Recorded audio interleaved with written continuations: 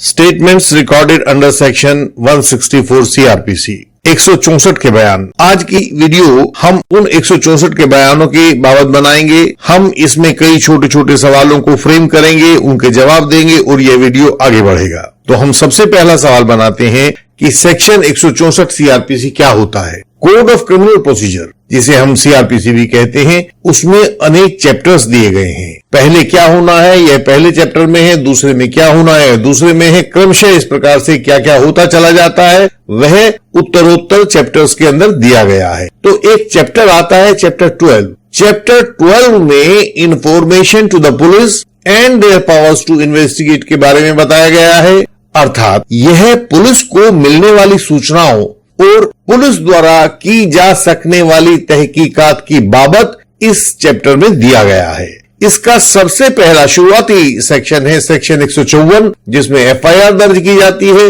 यह chapter 154 section से लेकर 173 तक आगे बढ़ता है।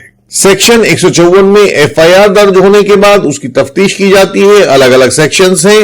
और सेक्शन 173 में चार्जशीट मजिस्ट्रेट के सामने फाइल की जाती है, यानी कि केस दर्ज होने से लेकर पूरी तफ्तीश और चार्जशीट की फाइलिंग तक सब कुछ चैप्टर 12 सीआरपीसी के अंतर्गत ही होता है। इसी चैप्टर का एक भाग सेक्शन 164 सीआरपीसी है। तो सबसे पहले यह क्लियर कर लीजिए कि सेक्शन 164 सीआरपीसी इन्वेस्टिगेशन के तहत आने वाला एक कानूनी प्रावधान है। सेक्शन 164 सीआरपीसी में या तो किसी अभियुक्त की, आरोपी की कन्फेशन को रिकॉर्ड किया जाता है या किसी गवाह की स्टेटमेंट को रिकॉर्ड किया जाता है, जो बाद में किसी इंक्वायरी या ट्रायल के दौरान उपयोग किए जाने वाले हैं। इंक्वायरी या ट्रायल शुरू होने के बाद यह सेक्शन 164 सीआरपीसी काम नहीं करता है, उसकी ताकत समाप्त हो जाती है। इसी कारण यह पावर केवल इन्वेस्टिगेशन के दौरान ही उपलब्ध रहती है। अगला सवाल है सेक्शन 164 सीआरपीसी में क्या किया जाता है।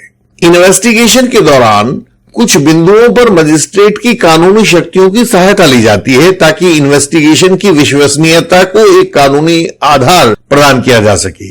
यह सेक्शन उन्हीं बिंदुओं में से एक है जिसमें मजिस्ट्रेट की कानूनी शक्तियों को इन्वेस्टिगेशन के दौरान इस्तेमाल किया जाता है। इस सेक्शन 164 सीआरपीसी के तहत मजिस्ट्रेट द्वारा या तो किसी आरोपी की स्वीकारोक्ति अर्थात कन्फेशन को रिकॉर्ड किया जाता है। पुलिस के सामने किया गया कन्फेशन कानूनी रूप से मान्य नहीं होता, इसलिए जो भी कन्फेशन किए जाते हैं वे मजिस्ट्रेट के सामने ही रिकॉर्ड किए जाते हैं। दूसरी बात है कि इस सेक्शन 164 सीआरपीसी में जो अन्य गवाह होते हैं उनके बयान अर्थात उनकी स्टेटमेंट्स को भी रिकॉर्ड किया जाता है। इससे उस गवाह के बयानों में विश्वसनीयता आ जाती है। अगला प्रश्न है सेक्शन 164 सीआरपीसी में बयान रिकॉर्ड करने की विधि क्या है। सेक्शन 164 सब सेक्शन 1 के अनुसार कोई भी मेट्रोपॉलिटन मजिस्ट्रेट या जुडिशियल मजिस्ट्रेट अपने जुरिस्डिक्शन में या जुरिस्डिक्शन से बाहर यह कन्फेशन या स्टेटमेंट रिकॉर्ड कर सकते हैं। इस तरह कन्फेशन या स्टेटमेंट को आरोपी के वकील साहब की उपस्थिति में भी ऑडियो विजुअल मोड के अंदर रिकॉर्ड किया जा सकता है। लेकिन जिस पुलिस से बने एग्जीक्यूटिव मजिस्ट्रेट के पास ये कानूनी शक्ति होती है, आप जानते होंगे कुछ एक रिटायर्ड पुलिस अधिकारियों को एग्जीक्यूटिव मजिस्ट्रेट बना दिया जाता है। उन एग्जीक्यूटिव मजिस्ट्रेट के पास 164 में कन्फेशन या स्टेटमेंट को रिकॉर्ड करने की ताकत नहीं होती। इस सेक्शन का सबसेक्शन 2 यह कहता है कि जब मजिस्ट्रेट किसी व्यक्ति का जैसे आरोपी का कन्फेशन या गवाह का स्टेटमेंट रिकॉर्ड करेंगे तो उसे बताएंगे कि वह कन्फेशन या स्टेटमेंट देना अनिवार्य नहीं है। यदि दिया गया तो वह उसके विरुद्ध भी इस्तेमाल किया जा सकता है। उसको समझाएंगे बात। आरोपी या गवाह की स्वेच्छा जानने के लिए मजिस्ट्रेट उस व्यक्ति से जो आरोपी है या गवाह है सवाल जवाब के द्वारा खुद को संतुष्ट कर सकते हैं। इसी तरह से सेक्शन 164 सब सेक्शन 3 के अंतर्गत यदि कोई व्यक्ति यह कहे कि वह स्वेच्छा से बयान या स्वीकारोक्ति नहीं करना चाहता है तो मजिस्ट्रेट उसे पुलिस कस्टडी में नहीं भेजेंगे। इसका आधार यह है कि यदि कोई व्यक्ति अपना बयान 164 सीआरपीसी के तहत मजिस्ट्रेट को नहीं देना चाहता है तो पुलिस के दबाव द्वारा उससे वह बयान नहीं लिया जा सकेगा। सेक्शन 164(4) में कन्फेशन रिकॉर्ड करने की विधि बताई गई है, उसे फिर कभी किसी अन्य वीडियो में देखेंगे। आज हम कन्फेशन के ऊपर बात नहीं कर रहे हैं। अब हम आते हैं सेक्शन 164(5) में। सेक्शन 164(5) में गवाह के बयान या स्टेटमेंट को रिकॉर्ड किया जाता है। इसके लिए मजिस्ट्रेट खुद विधि निर्धारित कर सकते हैं और इसको रिकॉर्ड करने के लिए गवाह को शपथ भी दिलवाते हैं कि वह सत्य और सच बोलेगा। महिला संबंधी अपराधों में अर्थात 354 आईपीसी की जो फैमिली होती है, एबीसी वगैरह, और 376 आईपीसी की जो फैमिली होती है उसमें बहुत सारे अपराध दिए गए हैं। इनके केसेस में पुलिस के सूचना मिलते ही ये बयान रिकॉर्ड करवाए जाने अनिवार्य हैं। यह अभी 2013 में नया उपबंध लागू किया गया है। यदि गवाह को कोई शारीरिक या मानसिक, स्थायी या अस्थायी अक्षमता हो तो उसके लिए इंटरप्रेटर या स्पेशल एजुकेटर की सहायता ली जा सकती है और मजिस्ट्रेट उसे भी शपथ दिलवा सकते हैं। कई बार ऐसा होता है कि जो अक्षम, शारीरिक या मानसिक रूप से, स्थायी या अस्थायी रूप से अक्षम गवाह होता है, उसकी सेक्शन 164 सब सेक्शन 5 सीआरपीसी में जो मजिस्ट्रेट के सामने स्टेटमेंट रिकॉर्ड होती है, जो बयान होते हैं, उन्हें ही कोर्ट में एग्जामिनेशन इन चीफ भी माना जा सकता है। आप देखते होंगे कि जब कोई गवाह अदालत में अपने बयान देता है तो पहले वह अपनी बात कहता है और फिर उसके साथ क्रॉस एग्जामिनेशन किया जाता है। तो जो वह अपनी बात कहता है उसे एग्जामिनेशन इन चीफ कहते हैं। लेकिन यदि वह व्यक्ति अपनी अक्षमताओं के चलते कोर्ट में अपनी बात नहीं कह पाता है तो सेक्शन 164(5) सीआरपीसी में रिकॉर्ड की गई उसकी स्टेटमेंट को एग्जामिनेशन इन चीफ माना जा सकता है और उसी पर क्रॉस एग्जामिनेशन भी अलाउ किया जा सकता है। अंत में सेक्शन 164(6) आता है। इस सेक्शन के तहत बयान को रिकॉर्ड करने वाले मजिस्ट्रेट रिकॉर्ड करने के बाद एकदम उसे उस मजिस्ट्रेट के पास भिजवा देंगे जो इस केस में इंक्वायरी या ट्रायल को होल्ड करेंगे। उसे अपने पास नहीं रखेंगे, तत्काल भिजवा देंगे। अब अगला सवाल आता है, क्या सेक्शन 164 सीआरपीसी में कोई स्वयं कन्फेशन या स्टेटमेंट रिकॉर्ड करवा सकता है? अर्थात क्या कोई स्वयं एप्लीकेशन लगाकर या हाजिर होकर मजिस्ट्रेट के सामने यह कह सकता है कि मजिस्ट्रेट साहब, मेरा बयान 164 सीआरपीसी में ले लीजिए, मैं अपना बयान कलमबंद करवाना चाहता हूं? तो एक शब्द में उत्तर है नहीं। और उसका कारण कानूनी है। सेक्शन 164 सीआरपीसी के उस चैप्टर में दिया गया है जो पुलिस की इन्वेस्टिगेटिव पावर्स के बारे में है। तो यदि यह सीआरपीसी के चैप्टर 15 में होता तो वहां कंप्लेंट केसेस में भी उपलब्ध होता। तब उस हालत में वह व्यक्ति मजिस्ट्रेट के सामने अपने बयानों को कलमबंद करवा सकता था। लेकिन अब यह सेक्शन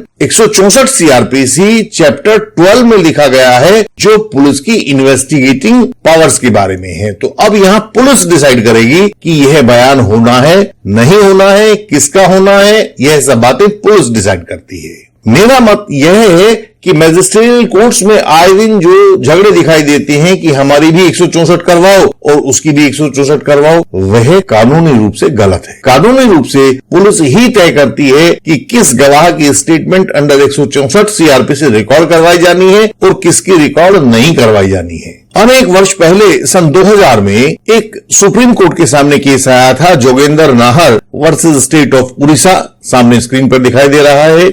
सुप्रीम कोर्ट ने उसमें कहा था कि सीआरपीसी की स्कीम में ऐसी कोई अवस्था नहीं है जिसमें कोई भी स्ट्रेंजर अपनी बात रिकॉर्ड करवाने के लिए मजिस्ट्रेट के पास पहुंच जाए कि साहब मेरी स्टेटमेंट रिकॉर्ड की जाए। इससे अदालतें खचाखच भर जाएंगी और स्वयं आरोपी भी इन्वेस्टिगेशन को गुमराह करने के लिए अपने लोगों को मजिस्ट्रेट तक लेकर आने लगेंगे। अगला सवाल है, क्या स्टेटमेंट अंडर सेक्शन 164 सीआरपीसी को 2 बार किया जा सकता है? जब हम सेक्शन 164 सीआरपीसी की भाषा को पढ़ते हैं, उसमें जो कहा गया है उसको पढ़ते हैं, तो ऐसा कुछ नहीं लिखा है कि ये स्टेटमेंट कितनी बार रिकॉर्ड करवाई जा सकती है। अतः इसके 2 बार रिकॉर्ड होने में कोई कानूनी अड़चन दिखाई नहीं देती है। लेकिन इसे 2 बार या अधिक बार रिकॉर्ड करवाने में एक व्यवहारिक दिक्कत जरूर आ जाती है। समय के साथ साथ गवाह की याददाश्त भी बदलती रहती है। अतः इन दो स्टेटमेंट्स अंडर सेक्शन 164 सीआरपीसी में गवाह तथ्यों को बदलकर बताएगा, तथ्यों का कॉन्ट्राडिक्शन सामने आ जाएगा और इसलिए पुलिस कभी भी खुद नहीं चाहेगी कि इस स्टेटमेंट को दो बार रिकॉर्ड करवाया जाए। यही कारण है कि स्टेटमेंट आमतौर से एक ही बार रिकॉर्ड करवाई जाती है। हाँ, यदि किसी कोर्ट के द्वारा यह कहा जाए, आदेश दिया जाए या कोई असाधारण कानूनी स्थिति हो, तब यह एक से अधिक बार रिकॉर्ड करवाई जाती है। अगला सवाल है, आरोपी को इस स्टेटमेंट अंडर सेक्शन 164 सीआरपीसी से क्या कुछ लाभ हो सकता है? तो इसका जवाब यही है कि गवाह के बयान अंडर सेक्शन 161 सीआरपीसी उस पर बाध्यकारी नहीं होते। उन बयानों पर जो 161 सीआरपीसी में होते हैं, गवाह के दस्तखत भी नहीं होते, तो गवाह उनमें जब चाहे बदलाव कर लेता है और वास्तव में करता भी है। आपने देखा होगा कि पुलिस की डायरी में कुछ लिखा है और गवाह कोर्ट में आकर कुछ और बताता है। दूसरी ओर यह नहीं कहा जा सकता कि स्टेटमेंट अंडर सेक्शन 164 सीआरपीसी सत्य है या नहीं है, लेकिन 100% कहा जा सकता है कि गवाह ने यही बातें, ठीक यही बातें मजिस्ट्रेट साहब के सामने कही थीं। यह गवाह का ही कथन है। ऐसे में हम उसे क्रॉस एग्जामिनेशन करते समय सेक्शन 164 सीआरपीसी के बयानों से लगातार कन्फ्रंट करवा सकते हैं। कुछ ऐसी प्रोसिक्यूट्रिक्स कोर्ट्स में देखी जाती हैं जो समय के साथ साथ अपने आरोपों को बढ़ाती चली जाती हैं। उन प्रोसिक्यूट्रिक्स के क्रॉस एग्जामिनेशन के समय जब वो अपने आरोपों को बढ़ाती हैं, तो सेक्शन 164 सीआरपीसी में दिए गए उनके बयान हमारे बहुत काम आते हैं। तो यह आरोपी के लिए बहुत लाभ पहुंचाने वाली बात होती है। अगला सवाल है, स्टेटमेंट अंडर सेक्शन 164 सीआरपीसी में झूठ बोलने पर क्या होगा? यदि कोई व्यक्ति मजिस्ट्रेट के सामने झूठा बयान देता है तो उस पर परजरी का मुकदमा चलाया जा सकता है, ठीक वैसे ही जैसे कोर्ट में झूठा बयान देने पर चलाया जा सकता है। लेकिन हकीकत में कुछ और होता है। दुनिया भर की प्रोसिक्यूटर्स रोजाना झूठे बयान कोर्ट और मजिस्ट्रेट दोनों के सामने दिए जा रही हैं। सैकड़ों गवाह रोज शपथ लेकर अदालतों में झूठ बोल रहे हैं, लेकिन वास्तव में होता क्या है हम सब देखते हैं। तो इसमें कानून का दोष नहीं है, यह एक थके हुए जुडिशियल सिस्टम का दोष है। इनसे अपने मुकदमे नहीं निपट रहे हैं, पेंडेंसी बढ़ती चली जा रही है। तो सवाल है कि ये झूठे गवाहों पर सेक्शन 340 सीआरपीसी या सेक्शन 344 सीआरपीसी की कार्रवाई क्या खाक करेंगे? पूरा कोर्ट सिस्टम ही झूठ को लेकर, झूठी शिकायतों को लेकर, झूठे आरोपों को लेकर, झूठे गवाहों को लेकर एक लकवे का शिकार हो गया है। इसे पैरालिसिस हो गया है। इसलिए झूठ, झूठी शिकायतें, झूठे आरोप और झूठे गवाह इस कानूनी सिस्टम में खूब पनप रहे हैं और यह बात हम सब भली भांति जानते हैं। आप भी यदि कानूनी मुश्किल महसूस कर रहे हैं तो हमसे संपर्क का तरीका सामने स्क्रीन पर दिया गया है। यह वीडियो के डिस्क्रिप्शन में भी दिया गया है, आप इसे नोट कर सकते हैं। यहाँ दिखाए गए व्हाट्सएप नंबर पर आप अपना मैसेज भेज सकते हैं। इस व्हाट्सएप नंबर के द्वारा आप व्हाट्सएप कॉल भी कर सकते हैं, अपना अपॉइंटमेंट भी ले सकते हैं। व्यक्तिगत रूप से मिलने से पहले अपॉइंटमेंट ले लेना हमेशा सुविधाजनक रहता है। इसके लिए आप अपना संदेश इस व्हाट्सएप नंबर पर किसी भी समय भेज सकते हैं। हमारे पास पूरे भारत से सहायता के कॉल्स व मैसेजेस आते हैं, हम उनकी सहायता करते हैं। हम आपकी सहायता के लिए भी प्रतिबद्ध हैं। आप बताएं आपको क्या सहायता चाहिए। हम सबको मिलकर इस फॉल्स एलिगेशन के राक्षस के साथ लड़ना होगा, इसे हराना होगा। इस चैनल को लाइक करें, शेयर करें, सब्सक्राइब करें, बेल आइकन को प्रेस करें ताकि नई वीडियो मिस ना हो पाए। अगली वीडियोस में आपसे फिर मिलेंगे, तब तक के लिए प्रणाम।